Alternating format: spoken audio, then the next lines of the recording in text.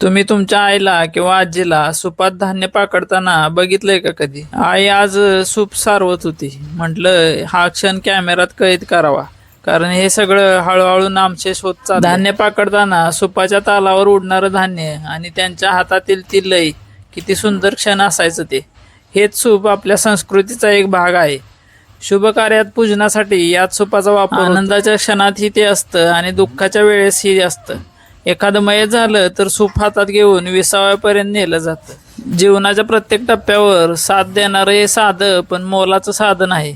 आई सांगते आणि मी पण लहानपणी बघितलंय, कोंबडीची जी पिल्लं असते ती सुपात घेऊन पाकडतात, कारण त्यांची भीती जावी किंवा भरारी मारता यावी त्यांना. ह्या साध्या वस्तूत किती अर्थपूर्ण आणि उपयोगी गोष्टी दडलेल्या आहेत बघा. आता प्लास्टिकची सूप पण भेटते, पण कळकाच्या कामांचं जुनं सूप त्याची गोष्टच वेगळी, कारण त्यामध्ये गावाकडच्या खूप साऱ्या गोष्टींच्या आठवणी दडलेल्या आहेत. कमेंट मध्ये नक्की सांगा तुमच्या घरी सूप आहे का आणि सूपाचा काय काय उपयोग होतो. व्हिडिओ आवडला असेल तर सर्वांपर्यंत नक्की शेअर करा आणि आपल्या गावगाडी पेजला फॉलो करा.